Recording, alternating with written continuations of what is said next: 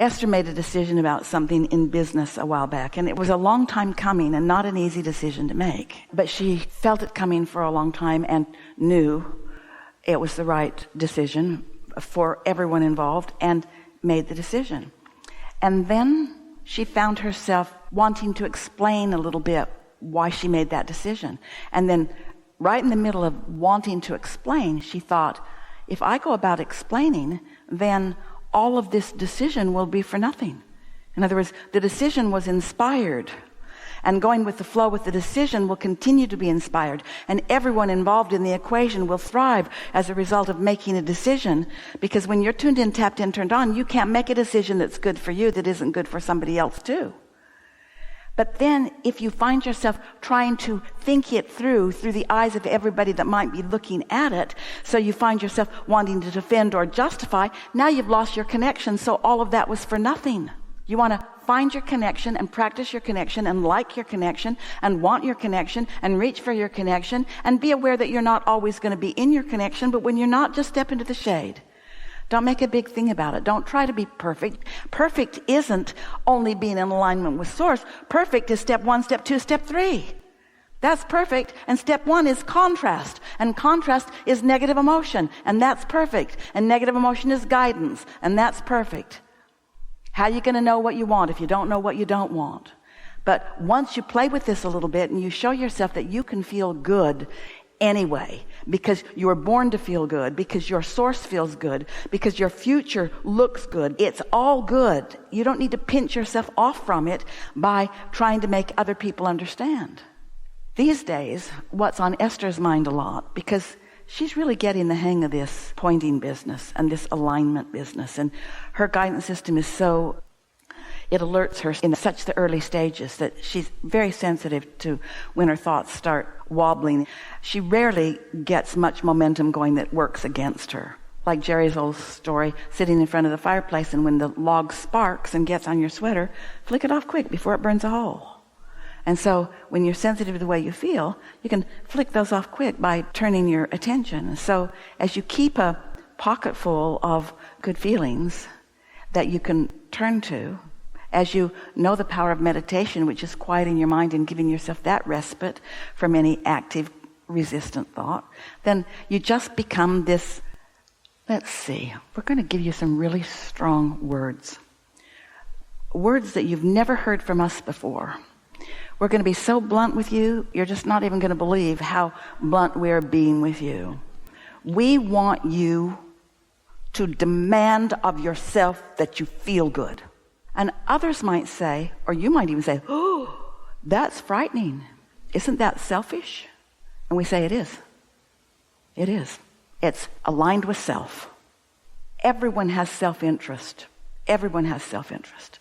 But when you feel your way into truly what the interest of your true self is, which is always love and always uplift and always of value and always helpful and always clear-minded and always well-being, when you train yourself to that, one negative emotion at a time, it catches on. It catches on fast, and you don't find yourself questioning it. You don't find yourself in these deep moral dilemmas.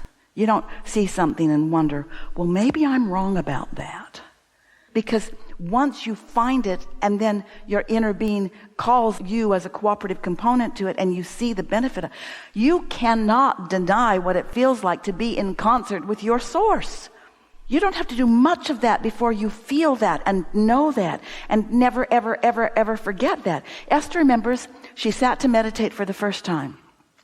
They didn't know what they were doing. Someone very wise said, wear comfortable clothing and sit in a quiet room and focus on your breathing. And when your mind wanders, and it will, focus back on your breathing. And so Jerry and Esther went back to their apartment, and they were embarrassed to do this weird thing. They were business people. They weren't woo-woo people. And so they sat in the living room with an etagere between them and these big wing-back chairs. And Esther remembers sitting back, hoping that Jerry wasn't looking over, couldn't see. They set a timer. They'd put their bathrobes on. They pulled the drapes. They made the room dark. And Esther began focusing on her breathing. And right away, she felt detached from her physicality. She could not tell her nose from her foot. And oh, did that feel good? Complete detachment from anything except alignment, but she didn't know what that was. But she sure could feel the detachment from the residue. So the timer went off. Esther said, let's do it again. And Jerry's thinking, here we go. Because that's how Esther is. It's all or nothing with Esther. They set a timer for another 15 minutes, and once again, that delicious feeling of detachment, that feeling of no awareness of the chair beneath her, that feeling, whatever it was. And Esther remembers saying to Jerry, well, we'll tell you, then another 15 minutes. And she felt like something breathed her. It was like, she said, I felt like a billows, that air was being pushed into me and drawn out of me and into me and drawn out of me. And Jerry said, well, what do you think about it?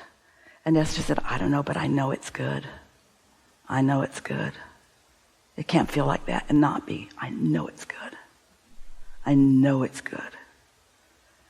And so, don't you know, when you have that feeling of love come over you toward the doggy in the elevator, or toward your baby or your sister or your mother or your lover, don't you know it's good? When you feel that love, you know what that feeling of love is, don't you? We're not saying that you can maintain it for a long period of time, because they're human and they're human. But you know what that feels like. Do you know that feeling of clarity? I knew that. That feeling of clarity, that feeling of sureness. You know that feeling of sureness. You know what these feelings are. Your guidance system has been working all along. You just were asking for someone like us to point you toward what those things mean. And once you connect those dots so that you've got your own guidance system working, then you're never confused again. And it doesn't mean that you're running around in the world and you're trying to tell people that are doing that you should stop, or that are doing that you should stop, or that this is the way to think or feel. What you're running around doing is feeling what it feels like to be an extension of source energy in real time, connected to source energy, having this conversation with this person who is afraid. And so you don't join them in fearful thoughts. You stand in there knowing that they're all right, and you hold that space for them. And if you do it really well and really often, they'll know it too. That's why when you stood before Jesus dripping your illness, he could help you leave it as residue behind. Because he did not see your illness. He knew your wellness. He'd practiced that kind of alignment. He knew your wellness, and your illness was irrelevant to him, not known by him, not active in his vibration. And if you believed in what he was doing, and most did, that's why they were there, then for that moment in time, they joined that bag of marbles of wellness and left behind, even with the evidence of illness dripping from them. And then he said, go forth and tell no one. Because they'll talk you back in to the regurgitation and the reactivation and the continuation of this thing that is not necessary. You get what you think about, but you have to feel your way into your thoughts to really get a handle on which way you're going. Yeah.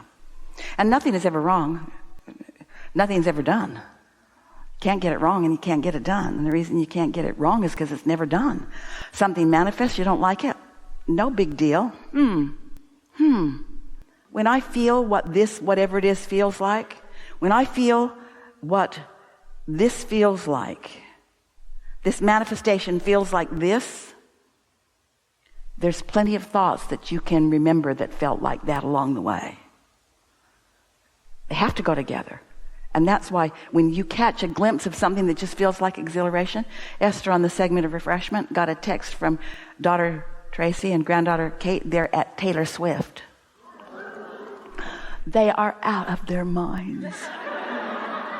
Esther has not been with them to Taylor Swift, but through osmosis over there in Miami, over the airwaves, she can feel the feeling of those large groups of people that are in absolute bliss all at once. Kate says, Grandma, it's life-changing. And Esther says, you go, girl. You go, girl. Anything that feels like that is tuned in, tapped in, turned on.